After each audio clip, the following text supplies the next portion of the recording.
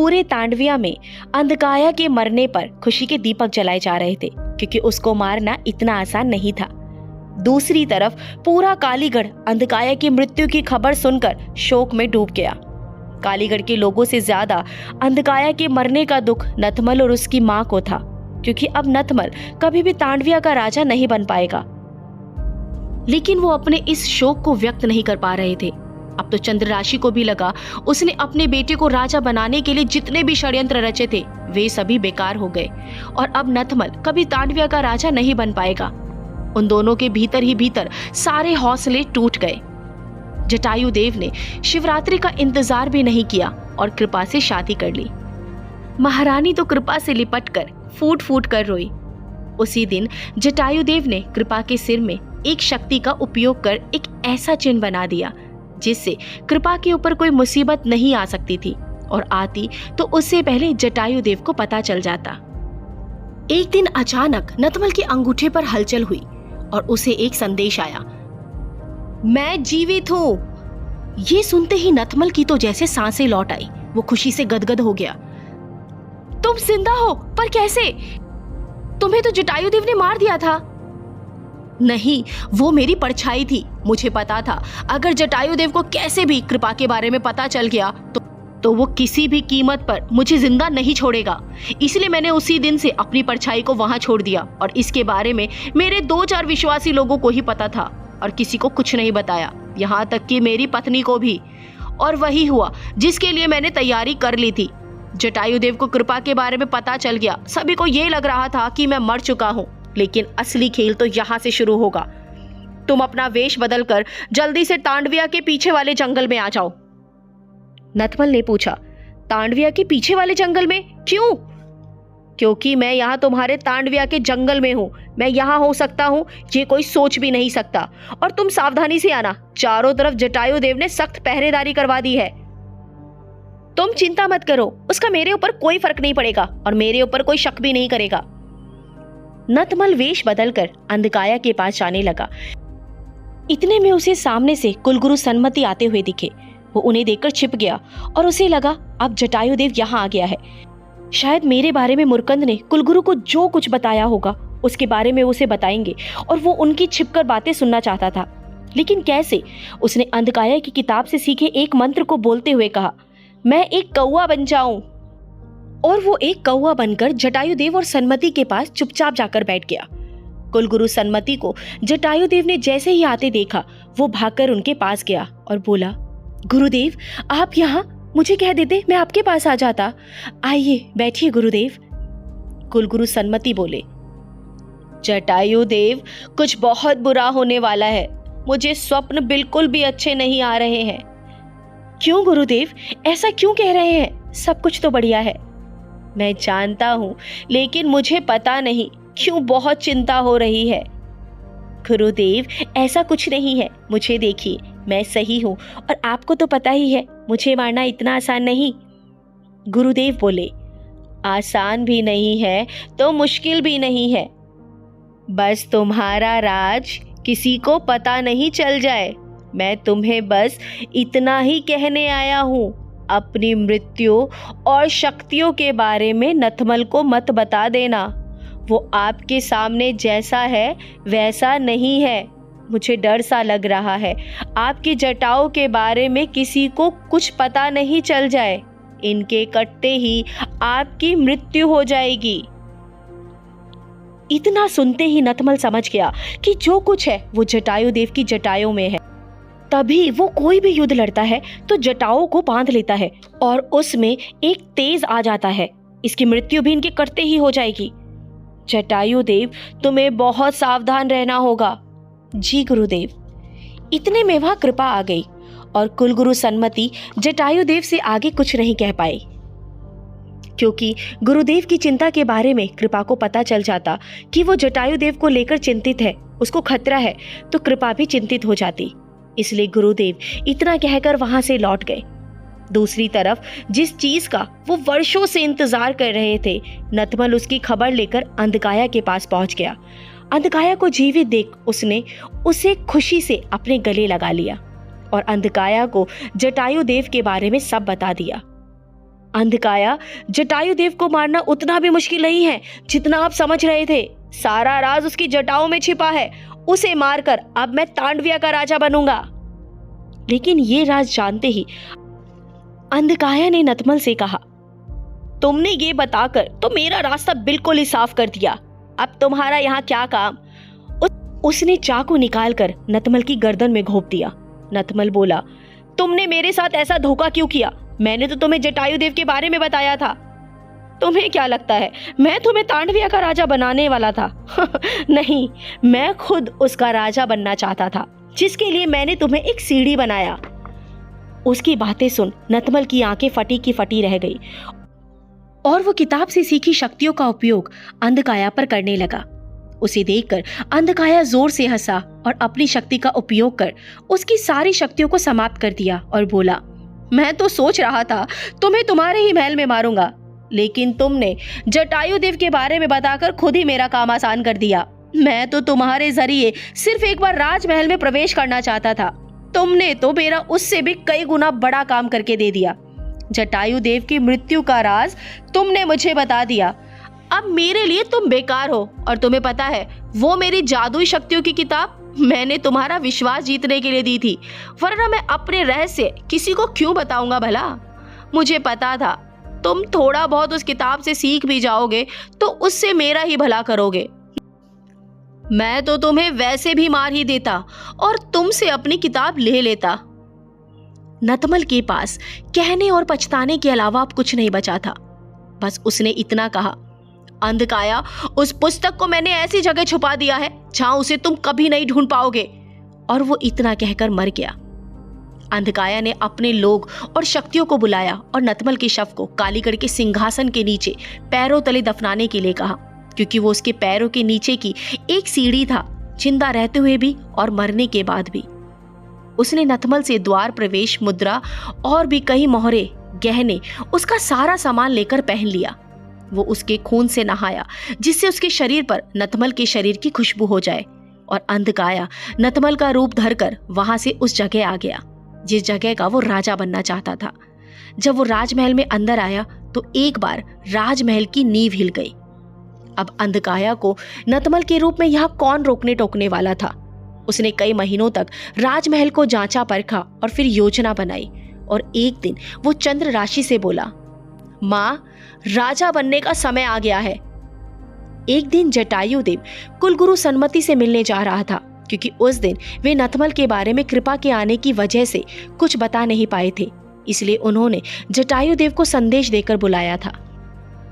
इस बात के बारे में अंधकाया को पता चल गया कि अगर जटायु देव के आगे नतमल का रहस्य खुल गया तो वो नतमल समझकर मुझे मार देगा। उसने एक चाल चली, वो रूप बदल सकता था, इसलिए उसने कुलगुरु सन्मति का रूप लिया और जटायु देव को रास्ते में ही मिल गया। जटायु देव गुरुदेव को देखते ही घोड़े से नीचे उतर गया और बोला, गुरुदेव, आप यहाँ? मैं आपसे मिलने ही आ रहा था। हाँ, बस जटायु देव, मैं भी यहाँ कुछ जड़ी बूटियों को लेने आया था। अंधकाया ने जटायु देव की शक्तियों के बारे में जानने के लिए एक तुक्का मारा और कहा, तुम्हारी शक्तियां तो सही है। हाँ गुरुदेव, सही है। अब तो आपके आशीर्वाद से मैं उन्हें पूर्ण रूप से संभालना सीख गया हूँ, चाहे मेरा गुस्सा कितना तीव्र ही क्यों ना हो। लेकिन कभी कोई गलती मत कर देना जिससे तुम्हारी शक्तियों को और तुम्हें कोई नुकसान पहुंचे। नहीं गुरुदेव, मैं हमेशा अपनी जटाओं का ध्यान रखता हूँ, आप चिंता मत करो। मैं इन्हें कभी कटने नहीं दूंगा और तभी एक जगह बांधूंगा जब मुझे शक्ति की जरूरत होगी। और बताओ, बाकी सब महल में ठीक चल रहा है? हाँ गुरुदेव, लेकिन आपने मुझे बुलाया क्यों था? गुरुदेव ने कहा, बस यही पूछने के लिए और तुमसे मिलने का भी मन था। जटायु देव मुस्कुराकर बोला, अच्छा गुरुदेव, आप कहो तो मैं आपको घोड़े पर बैठाकर छोड़ दूं? अरे नहीं, मुझे और भी कई जड़ी बूटियां जंगल से लेनी है, मैं चला जाऊंगा, तुम जाओ। अच्छा तो मैं चलूं गुरुदेव? आप अपनी जड़ी बूटियां लीजिए। और वो वहीं से लौट जाता है। और असली कुलगुरु सन्मति उसका इंतजार करते रह गए। लेकिन जटायु देव मन में सोचने लगा, पता नहीं क्यों आज गुरुदेव से मिलकर कुछ अजीब सा लग रहा था। अगर उन्हें जड़ी बूटियां चाहिए थी तो वो किसी को भेज सकते थे। फिर वो अपने मन को समझाने लगा, हो सकता है कोई ऐसी जड़ी बूटी हो जिसे सिर्फ गुरुदेव ही पहचानते हो, इसलिए वो जड़ी बूटियां लेने आए हो। अब सब कुछ अंधकाया के हिसाब से हो गया था और वो आखिरी वार करने के लिए जटायु देव के नजदीक रहने लगा। लेकिन कृपा को उसे देखकर हमेशा अजीब सा लगता। उससे चिढ़ सी होने लगी, जैसे वो नतमल के रूप में कोई और हो। ये बात अंधकाया भी समझ गया था, इसलिए वो उसके सामने जाने से भी बचने लगा, क्योंकि यहाँ तक आकर अब वो कोई भी गलती नहीं करना चाहता था। अंधकाया ये समझ चुका था कि कृपा को उस पर शक है, इसलिए वो उस दिन का इंतजार करने लगा जिस दिन गुरु सन्मति शिव भगवान की तपस्या में 7 दिन बहुत लीन होते हैं। इस समय वो जल अन्न सब छोड़ देते हैं और बस भगवान शिव की भक्ति में रहते हैं। बस इसी मौके की तलाश में अंधकाया था, और दूसरा, कृपा जटायु देव के पास ना हो। उसने कुछ ही दिनों में सभी बातों का पता लगा लिया था, और जैसे ही गुरु सन्मति शिव साधना में लीन हुए, उसने अपना काम शुरू कर दिया। अपने साथ वो धीरे धीरे सभी शैतानी शक्तियों और अपने योद्धाओं को ले आया था। उधर कृपा जैसे ही मंदिर गई तो उसने सबसे पहले जटायु देव को मारने की रणनीति बनाई। वो जटायु देव के कमरे में पहुंचा। जटायु देव अपना कोई काम कर रहा था। नतमल को देखकर उसने कहा, आओ भैया बैठो, बताइए कैसे आना हुआ। नतमल बोला, आज तुम्हारे घोड़े पर बैठकर कहीं घूमने चले जटायु देव। जटायु देव बोला, बिल्कुल भैया, चलो चलते हैं। जटायु देव बिल्कुल भी इस बात को समझ नहीं पाया, क्योंकि उसे पता था कि महल में कोई बाहरी व्यक्ति या कोई शैतानी शक्ति तो आ ही नहीं सकती थी। महल में सब अपने हैं। वो बिल्कुल शांत था। अंधकाया उसके पास जाकर बैठ गया और अपने हाथ को उसके सिर पर रख दिया। उसके हाथ रखते ही जटायु देव समझ गया, ये नतमल नहीं है, ये अंधकाया है। लेकिन अंधकाया को तो मैंने मार दिया, फिर ये कौन है? ये जानने के लिए, और ये यहाँ राजमहल में कैसे आया? उसने उसके हाथ के जरिए सब कुछ पता लगा लिया। नतमल राजा बनना चाहता था। उसकी बुआ ने उसकी माँ को एक ऐसी औषधि दी जिससे वो कभी भी माँ नहीं बन सके। वो राजा बनने के लिए अंधकाया से मिला था, और उस दिन जो मैं गुरुदेव से मिला था वो अंधकाया था, गुरुदेव सन्मति नहीं। अंधकाया ने उस दिन अपनी परछाई को सिंहासन पर बैठा दिया था। इसका मतलब अंधकाया जिंदा है और इसने नतमल को मारकर उसके सिर को अपने सिंहासन तले रखा है। जटायु देव ऐसे भी कुछ पता लगा सकता था। इसका आभास अंधकाया को नहीं था, वरना वो उसके सिर पर हाथ ही नहीं रखता। जटायु देव ने अपने आप को तैयार कर लिया और मन को शांत किया। वो अंधकाया के हाथ को सिर से हटाते हुए खड़ा हुआ और बोला, भैया आपको कहाँ जाना है? और उसने ऐसा करते हुए अपनी जटाओं को इकट्ठा किया, लेकिन उसके शरीर में वो शक्ति नहीं आई, क्योंकि अंधकाया ने उसकी कुछ जटाओं को हाथ हटाते समय काट दिया था, और वो उसकी जटाओं को हाथ में लेकर जोर से हंसा, जिससे वो कमजोर पड़ गया और बोला, क्यों जटायु देव, कुछ कमजोरी सी लग रही है? क्योंकि मैंने तुम्हारे आधे प्राण तो निकाल लिए हैं और आधे मैं अभी निकाल लूंगा। मैं नतमल नहीं, अंधकाया हूं। और उसने सभी शैतानी शक्तियों को बुला लिया। उसने जटायु देव पर हमला कर दिया। जटायु देव ने भी उस पर पलटवार किया और सभी शैतानी शक्तियों को मार दिया। लेकिन जटायु देव की शक्ति धीरे धीरे कमजोर हो रही थी, मानो उसके प्राण निकल रहे थे, और अब उसके सामने अंधकाया भारी पड़ रहा था। उसकी सिंघनी तलवार जटायु से बाहर नहीं निकल पा रही थी। अंधकाया ने जटायु देव पर खूब हमले किए थे और जटायु देव को घायल कर दिया। वो खून से लथपथ हो गया और अंधकाया ने अपने उस भाले को निकाला जो बहुत शक्तिशाली था, और एक ही बार में जटायु देव की गर्दन में घुसा दिया और सिर को अलग कर दिया। फिर जटायु देव के सिर को अपने भाले में पिरो लिया, उसकी बंधी जटाओं को खोल दिया। इतने में कृपा वहां आ गई। वो जटायु देव को देखकर चीखी चिल्लाई। उसकी आवाज सुनकर जब तक सभी लोग आए, तब तक उसने कृपा के सिर को भी काटकर अपने भाले में पिरो लिया। फिर वो उस भाले को लेकर सभी को मारने लगा। अंधकाया ने सभी के सर काट दिए। कुछ तो जटायु देव और कृपा के सिर को भाले में देखकर ही मर गए। अंधकाया पूरे शहर में अपने भाले से सभी को गाजर मूली की तरह काटता रहा। उसका चेहरा बहुत भयानक लग रहा था। पूरे कालीगढ़ के राक्षस वहां आ गए और सभी ने मिलकर पूरे तांडविया को जला दिया। लेकिन जैसे ही मुरकन को पता लगा, उसने अपना साहस नहीं खोया। जितने लोगों को मार सकता था उसने मारा, लेकिन उसके सामने अंधकाया आ गया और उसने उसको भी मार मार कर अध घायल कर दिया। मुरकंद वहां से जान बचाकर भागने लगा। अचानक उसे वो किताब दिख गई जो नतमल के पास थी। उसने उसे उठाया और कृपा को ढूंढना शुरू किया, लेकिन वो कृपा को नहीं ढूंढ पाया। अचानक उसकी नजर अंधकाया के भाले पर गई, जिससे वो बुरी तरह डर गया और वो जैसे तैसे उस किताब को लेकर कुलगुरु के पास पहुंच गया। उस राक्षस ने पूरे तांडविया पर अपना अधिकार कर लिया और कृपा के सिर को अपने भाले से निकालकर जानवरों और इंसानों की दी बलि की खोपड़ियों के बीच फेंक दिया। और घायल अवस्था में मुरकंद मेरे पास आ गया। उसने सारी बातें मुझे आकर बताई। ओम को जटायु देव के बारे में बताते बताते कुलगुरु सन्मति रोने लगे और ओम भी। ओम बोला, फिर गुरुदेव? कुलगुरु बोले, फिर उसने पूरे तांडविया पर अपना स्वामित्व कर लिया और वहां का राजा बन गया। उसने तांडविया के सभी पुरुषों और लड़कों को मार दिया और महिला और लड़कियों की शादी अपने लोगों से करवा दी। लेकिन गुरुदेव, अंधकाया ने अपने भाले से कृपा के सिर को क्यों नहीं निकाल दिया? क्योंकि उसे कृपा से कोई मतलब नहीं था। उसे तो जटायु देव का सिर अपने भाले में रखना था, जिससे वो सबको ये बता सके कि जो खुद को इतना बड़ा योद्धा समझता था, उसका सिर देखो मेरे भाले में है। कृपा के सिर में अपनी शक्ति से जो चिन्ह जटायु देव ने बनाया था, वो आज भी वैसा ही चमक रहा है, क्योंकि अब उनके सिर पर बाल नहीं है, बस सिर का कंकाल है, वरना वो चिन्ह ऐसे दिखाई नहीं देता था। उसने महाराज और महारानी को आज भी कैद करके रखा है। अब तुम्हें जटायु देव बनना होगा, जो तुम हो, क्योंकि तुम्हारे भीतर आत्मा भी उसी की है, बस चेहरा ही तो बदला है। उस दिन मैंने मेरे जलते तांडविया को देखकर सौगंध खाई थी कि जब तक मैं इस चीज का बदला नहीं ले लूंगा, चैन से नहीं बैठूंगा।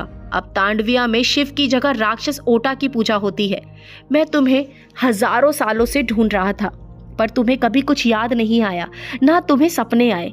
इस जन्म में तुम्हारे साथ वो हुआ जो मैं चाहता था, इसलिए तुम्हें सपने के द्वारा सभी दुष्ट लोगों को दिखाना चाहता था, ताकि तुम्हें कुछ चीजें याद आ जाए। मैं अपने संकेत तुम्हें भेजता तो पहले भी था, लेकिन वो तुम तक नहीं पहुंच रहे थे, और जब तक मेरे संदेश पहुंचे तो मुझसे पहले अंधकाया की शक्तियों ने तुम्हें पहले ढूंढ लिया, तुम्हारे माता पिता को मार दिया, और वो शैतानी शक्ति तुम्हारी माँ के रूप में तुम्हारे साथ रहने लगी। इनको इसी बात का डर था, कहीं तुम्हें कुछ याद हुआ तो सन्मति अपनी शक्तियों से तुम्हें वापस ले आएगा। पर गुरुदेव, अब मैं क्या करूं? मुझे कुछ नहीं समझ आ रहा। ओम, तुम्हें उस राक्षस के भाले से अपने सिर को निकालना होगा, और उसे निकालते ही उसकी शक्ति तुम्हें मिल जाएगी, क्योंकि तुम जटायु देव की ही आत्मा हो, और जो भाला उसने जटायु देव के सिर में पिरो रखा है, वो बीच चोटी की जगह पर नहीं है, जिससे अभी तक जटायु देव की सारी शक्तियां सुरक्षित है, और इसके बारे में अभी खुद अंधकाया को भी नहीं पता है। उसी की वजह जो जटाएं अंधकाया ने काटी थी, वो धीरे धीरे बढ़ गई है, लेकिन इस बात पर उसका बिल्कुल भी ध्यान नहीं है। उसे लग रहा है जटायु देव के साथ साथ उसकी सारी शक्तियां भी मर गई है, पर उसने बस लोगों को अपना साहस दिखाने के लिए जटायु देव के सिर को भाले में पिरो रखा है। तुम जटायु देव के सिर को जैसे ही भाले से निकालोगे, उसकी शक्तियां तुम्हें मिल जाएगी, और तुम अंधकाया को मारकर अपना तांडविया वापस ले सकते हो। लेकिन इसके लिए मैं तुम्हें पहले कुछ शक्तियां दूंगा, उनको सिखाऊंगा, और फिर आगे की रणनीति बनाई जाएगी। ओम ने कुछ दिनों तक शक्तियों की शिक्षा ली, उन्हें प्राप्त किया। इन सभी शक्तियों में सबसे महत्वपूर्ण रूप बदलने वाली शक्ति थी, जो अंधकाया के पास सबसे प्रबल थी। वो पलक झपकते ही अपना रूप बदल लेता था। कुलगुरु सन्मति ने याद दिलाया, तुम्हारे पास अब 90 दिन बचे हैं। कुलगुरु सन्मति ने कहा, ओम, शक्तियों के साथ साथ अंधकाया तक पहुंचने के लिए दिमाग का भी उपयोग तुम्हें उतनी ही तेज गति से करना होगा, क्योंकि अभी तुम्हें उन शक्तियों के बारे में पूर्ण रूप से नहीं जान पाए हो। लेकिन ओम उन शक्तियों को पाकर अपने शरीर को अलग तरह से महसूस कर रहा था। उसे अपने शरीर पर दबाव महसूस हो रहा था। उसके बाद ओम ने 3 दिन शिवजी की भक्ति की और उनसे विजय होने का आशीर्वाद मांगा, और उसी के साथ वहीं से ओम कुलगुरु सन्मति से आज्ञा लेकर तांडविया की तरफ चला गया। ओम को जाते देख कुलगुरु सन्मति की आंखें नम हो गई, क्योंकि उन्होंने इस दिन का कितने वर्षों इंतजार किया था। वो आखिर जटायु देव को यहाँ ले आए। ओम के मन में अब तक तो जो भी डर था वो निकल चुका था। रास्ते में तांडविया की ओर बढ़ते हुए ओम को अब खुद ही सब कुछ याद आने लगा था। वो यहाँ से गौरा के साथ जाता था, उसका रजत बंधन उसे रात के अंधेरे में रास्ता दिखा रहा था। अचानक उसने तांडविया की ओर से आ रहे एक आदमी को देखा, और उसको देखकर उसका रूप धारण कर लिया, और वो तांडविया में चला गया।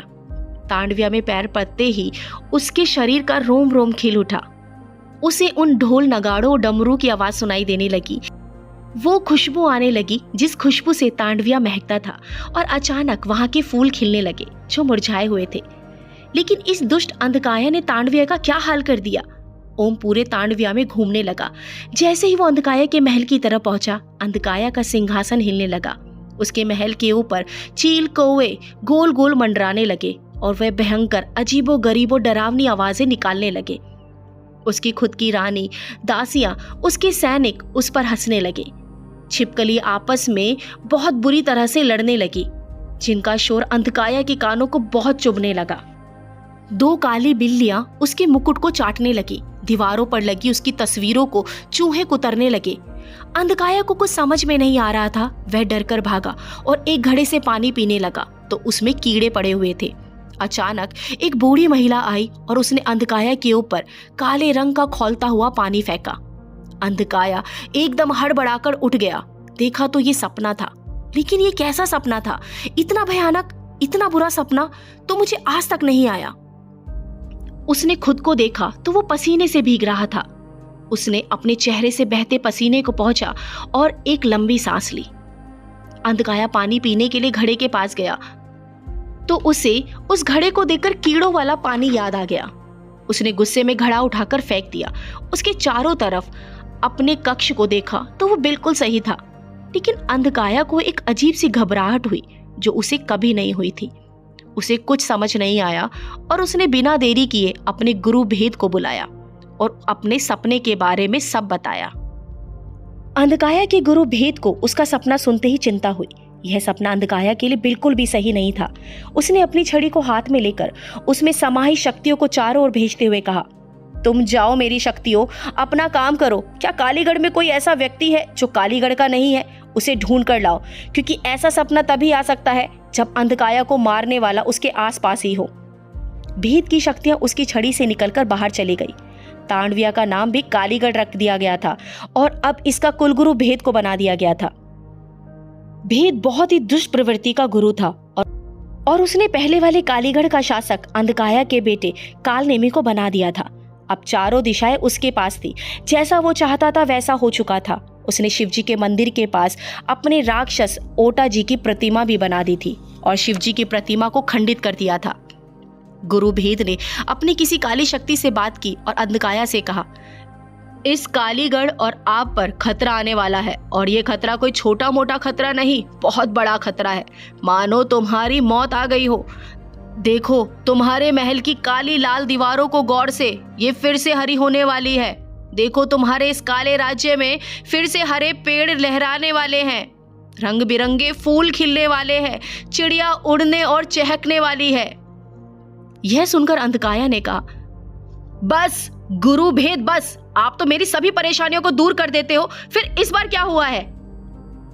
अंधकाया, ये वह समस्या है जिसे मैं भी नहीं भेद सकता हूं। अंधकाया चिंतित हो गया।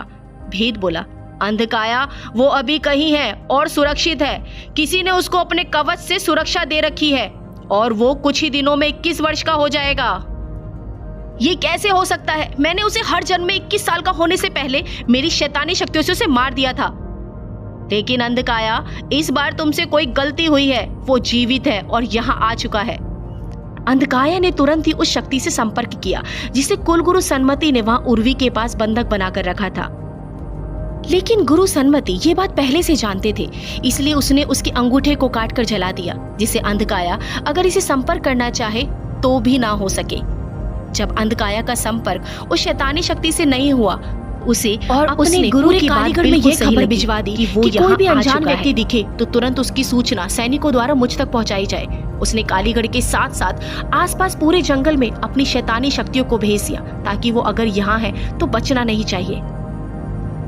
3-4 दिन बाद ओम को पकड़ लिया गया, क्योंकि ओम खुद चाहता था कि वो पकड़ा जाए ताकि वो अंधकाया तक पहुंच सके, और उस तक पहुंचने के लिए इसके अलावा उसके पास कोई रास्ता नहीं था और वो वहां जाकर देख सके अपने उसी सिर को जिसे अंधकाया ने अपने भाले में पिरो रखा है, और साथ ही कृपा के सिर को ला सके और सभी को बचा सके, उसकी कैद से उसको और अपने माता पिता को छुड़वा सके। और उसके गोरा के साथ इन लोगों ने क्या किया उसके बारे में तो कुछ भी नहीं पता। शैतानी शक्तियों द्वारा जैसे जैसे ओम को पकड़कर महल की तरफ ले जाया जा रहा था, वैसे वैसे उसे सब कुछ याद आता गया। उसे देखकर सारे पंछी चहकने लगे। जैसे वो अंधकाया तक पहुंचा, उसका हृदय कांप गया। सचमुच उसके भाले में उसका सिर था और वो जटायु देव की शक्ल को देखकर हैरान रह गया, क्योंकि उसकी शक्ल एक हद तक उससे मिल रही थी। उसकी बड़ी बड़ी जटाएं नीचे तक लटक रही थी। उसे देखकर ओम के सिर में दर्द महसूस होने लगा, मानो वो भाला उसके सिर में भी पिरो दिया गया हो। उसे वो घटनाएं याद आने लगी कि उसके साथ कैसे हुआ, कैसे उसकी कृपा उसे इस हालत में देखकर चीख रही थी। अंधकाया सिंहासन पर बैठा था जहां उसके पिता बैठते थे, और उसने ओम की तरफ देखा और बोला, देख रहे हो ये सिर, इसके जैसा ही तुम्हारा हाल करूंगा मैं। ओम उसकी तरफ देखकर जोर से हंसा। अच्छा, देखते हैं कौन किसका क्या हाल करता है। देखा नहीं तूने मेरे आते ही तेरे कालीगढ़ में कितना कुछ बदल गया, और अब ये बदलकर अपने रूप यानी तांडविया बनने वाला है। अच्छा, अंधकाय ने जटायुदेव के सिर की ओर इशारा किया। जब ये मेरा कुछ नहीं बिगाड़ पाया तो तू क्या उखाड़ लेगा? इसको बंधक बना लो और कल सुबह इसका सिर मेरे भाले में पिरोया जाएगा। ये खबर जब महारानी और महाराजा तक पहुंची तो वो बहुत घबरा गए, और उन्हें ओम के बारे में जानकर बड़ा आश्चर्य हुआ कि कोई इस तरह कैसे आ सकता है। लेकिन भोलेनाथ की मर्जी से सब कुछ संभव है। ओम को एक कैद खाने में बंद कर दिया गया। वहां उसने उसी रात भगवान शिव का ध्यान लगाया और उनसे रक्षा के लिए प्रार्थना की, और उसने कुछ देर में उसी ध्यान में जाकर अपने शरीर से अपनी आत्मा को अलग कर लिया, जैसा उसे गुरुदेव सन्मति ने सिखाया था। और वो उस महल में महारानी और महाराजा को खोजने लगा। तभी उसने देखा कि वो एक छोटी सी कोठरी में दिखे। उसने दूसरी तरफ देखा तो तांडविया के कुछ लोगों को भी बंधक बना रखा था। सब पानी के लिए चिल्ला रहे थे, तड़प रहे थे। उन्हें ऐसे देखकर ओम का हृदय बैठ गया। उसकी आंखों से आंसू छलक गए। उसने पूरा महल देखा, सारे रास्ते उसे पता ही थे, और वो वापस आ गया। उसने अपनी आंखें खोली, देखा तो सामने से कुछ शैतानी शक्तियां आ रही है। शायद वह उसे लेने आई है, और वो आते ही उसके दोनों हाथ पकड़कर अंधकाया के पास ले गई। अंधकाया उसके पास आया तो उसकी नजर उसके हाथ पर पड़ी। उसने उसके हाथ को देखा तो उसके हाथ पर कुछ लिखा हुआ था, लेकिन ये उसकी समझ में नहीं आया। उसने ओम से पूछा, ये तुम्हारे हाथ पर क्या लिखा है और ये किस भाषा में लिखा है? ओम ने अपने हाथ की तरफ देखकर कहा, मैं तुम्हें क्यों बताऊं? अंधकाया ने उसकी सजा को रुकवा दिया, ये जानने के लिए कि इसके हाथ पर क्या लिखा है। ओम को बेड़ियों से बांध दिया। अंधकाया ने अपने अंगूठे के माध्यम से उस शक्ति को अपना संदेश भेजा, लेकिन उधर से कोई जवाब नहीं आया। उसने कई बार उस शक्ति से संपर्क किया, कुछ नहीं हुआ। ये देख ओम जोर जोर से हंसने लगा और बोला, कुछ भी कर लो, उसे तुम्हारा संदेश नहीं मिलेगा, और ना ही उसका संदेश तुम्हें, क्योंकि उसका अंगूठा उसके पास है ही नहीं। अंधकाया ने कहा, ऐसा कैसे हो सकता है? क्या तुम उसके बारे में जानते हो? हाँ, मैं उसके बारे में सब कुछ जानता हूं, जिसे तुमने मुझे मारने के लिए भेजा था। लेकिन देख अंधकाया, मैं तेरे सामने खड़ा हूं। ओम का हंसता चेहरा देखकर अंधकाया को बहुत गुस्सा आया, और उसने कहा, ये तो तुम्हें मुझे बताना ही होगा, वरना तेरा दूसरा सिर भी मेरे भाले में होगा, और मैं अगली चाल ऐसी चलूंगा कि तुम सोच भी नहीं सकते हो। और वो महाराजा और महारानी को कैद खाने से बाहर ले आया और कहा, अगर तुमने मुझे पूरी बात नहीं बताई तो मैं इन दोनों के सिर काट कर अपने भाले में तुम्हारे सिर से भी पहले पिरो लूंगा। उन्हें देखते ही ओम घबरा गया, लेकिन सीना तान बोला, मेरे माता पिता को भाला तो बहुत दूर की बात है, हाथ भी मत लगा देना। ओम जोर से हंसा और बोला, ये 100 डेज लिखा है, ये तुम्हारी मृत्यु लिखी है। अंधकाया ने कहा, ठीक है, लेकिन तुम्हें मुझे पूरी बात बतानी होगी। तुमने अपने हाथ पर 100 डेज क्यों लिखा है? ओम अपने माता पिता यानी महाराजा और महारानी की खातिर अंधकाया को पूरी बात बता देता है। मुझे तुम्हें 100 दिन से पहले मारना होगा, मतलब मेरे 21 साल पूरे होने से पहले, और मेरे 21 साल पूरे होने में 100 दिन बचे थे। मुझे ये बात याद रहे इसलिए लिखा था, क्योंकि उससे पहले तुमने मुझे मार दिया तो तुम्हें पता ही है मैं कभी शक्तियों के साथ जन्म नहीं लूंगा। ये सुनते ही अंधकाया हंसा। अच्छा, ये बात थी। पहले भी तो मैं तुम्हें कई बार 21 बरस का पूरा होने से पहले मारा है, इस बार भी मरोगे। उसने ओम को कसकर कई लात मारी। ओम कहीं दूर जाकर गिरा। देखा तो ये भगवान शिव जी का वही मंदिर था जिसमें वो पूजा किया करता था। लेकिन अंधकाया ने उस मंदिर और भगवान शिव की मूर्ति को खंडित करवा दिया था। ओम ने भी कुलगुरु सन्मति द्वारा सिखाई गई शक्ति का प्रयोग कर अंधकाया में लात मारी और दोनों के बीच युद्ध शुरू हो गया। ओम के पास शक्तियां तो थी, लेकिन अंधकाया को मारने के लिए काफी नहीं थी। ओम अंधकाया के वारों से बहुत अधिक घायल हो गया, मानो उसमें सांस ही नहीं बची थी। उसे इस हालत में देखकर महाराजा और महारानी बहुत दुखी हो रहे थे। अचानक ओम को भगवान शिव दिखाई दिए। वो उसकी तरफ मुस्कुराए और पीछे देखने का इशारा किया। ओम ने पीछे देखकर आगे देखा तो भगवान शिव नहीं थे। उसने दोबारा पीछे मुड़कर ध्यान से देखा तो वहां उसका वही डमरू पड़ा था जिसे वो हर शिवरात्रि के दिन बजाता था। वो उठा और उसने ध्यान मुद्रा में बैठकर शिव जी का ध्यान किया, उनसे मदद करने के लिए प्रार्थना की और उस डमरू को उठाकर उसने बजाना शुरू कर दिया, जिसका शोर अंधकाया के कानों को चुभने लगा। वो उसे लगातार बजाता रहा।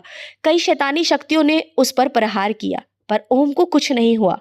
उसे देखकर अंधकाया उसके पास गया और उसे मारने के लिए जैसे ही उसने भाला फेंका, वो नीचे झुक गया और वो डमरू बजाते हुए शिव रौद्र तांडव करने लगा, मानो जो शिवजी भगवान यहाँ आनंद तांडव करने आते थे, आज वो यहाँ रौद्र तांडव कर रहे हो। खुद शिव की शक्ति ओम के भीतर आ गई हो। वो सभी को मारने लगा। डमरू की आवाज से सब पीछे हटने लगे।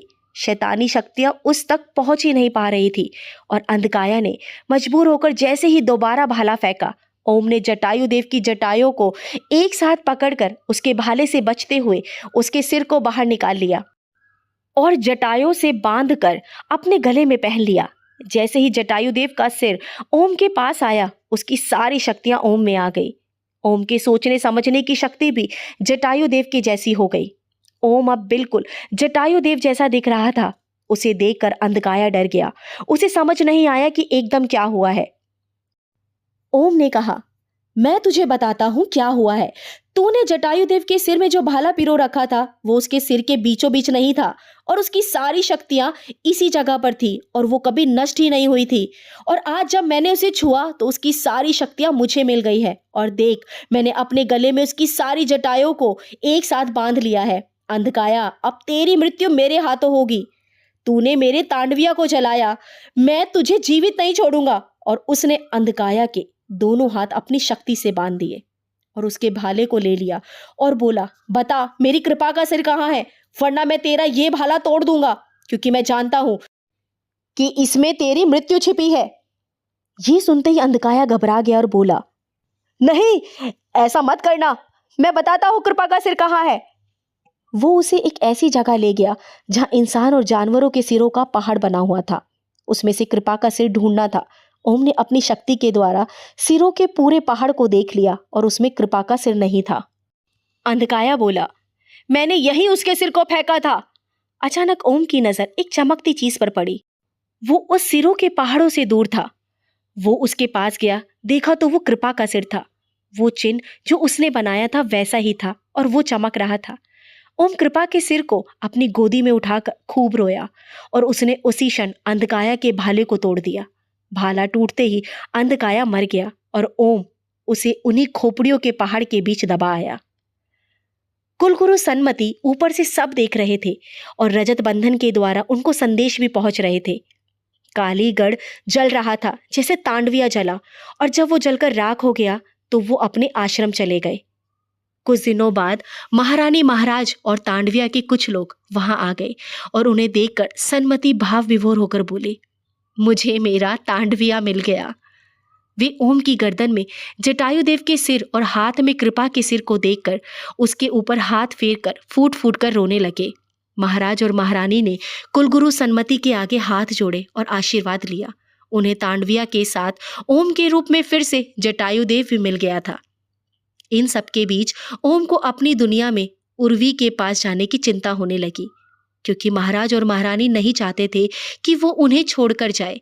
फिर भी उसने संकोच करते हुए गुरु सन्मति से कहा, गुरुदेव, मुझे उर्वी के पास जाना है, पता नहीं वो कैसी होगी। कुलगुरु सन्मति बोले, उर्वी को कुछ नहीं हुआ है, उर्वी बिल्कुल सही है। तुम्हें बता दूं, उर्वी पर जिस शक्ति ने हमला किया था वो किसी और ने नहीं, मैंने ही किया था। पर क्यों गुरुदेव? क्योंकि फिर तुम यहाँ कैसे आते? मैंने ही उसे होश में आने नहीं दिया। लेकिन हाँ, वो शैतानी शक्ति वाली बात बिल्कुल सही थी। और जरा पीछे मुड़कर देखो। ओम ने पीछे मुड़कर देखा तो उर्वी थी। गुरुदेव सन्मति ही उसे यहाँ लेकर आए थे और उन्होंने उसे पहले से ही पूरा घटनाक्रम बता दिया था। कुलगुरु सन्मति बोले, ओम, तुम्हें अब वहां जाने की जरूरत नहीं है। तुम यहीं रहो अपने तांडविया में। अब से तुम ओम नहीं, हमारे जटायु देव हो। ओम को भी क्या चाहिए था? उर्वी उसे कुलगुरु सन्मति यहाँ ले आए थे, इसलिए उसने कुछ नहीं कहा। कुलगुरु सन्मति बोले, ओम, तुम्हें एक काम करना होगा। जटायु देव और कृपा के सिर को जलाना होगा, उनका अंतिम संस्कार करना होगा। कुलगुरु सन्मति ने पूरे विधि विधान और वैदिक मंत्रों के उच्चारण के साथ पहले कृपा के सिर को जलाया और फिर जटायु देव के, और फिर उसकी जटाओं की राख को ओम के सिर में रमा दिया, जिससे ओम के बाल जटाओं में बदलने लगे। कालीगढ़ वापस से तांडविया बन गया। धीरे धीरे वहां सब कुछ पहले जैसा होने लगा। पहले उर्वी और ओम की शादी हुई, फिर ओम का राज तिलक हुआ। कुछ दिनों बाद ओम का उर्वी के साथ घोड़े पर सवार होकर भ्रमण करने का मन हुआ तो उसे अचानक गोरा घोड़े की याद आई, जिसे वो लगभग भूल चुका था। ओम गोरा को ढूंढकर वापस लाने के लिए सोच विचार कर ही रहा था कि तभी एक संदेशवाहक एक संदेश लेकर आया, जिसे देखकर उसकी आंखें फटी की फटी रह गई।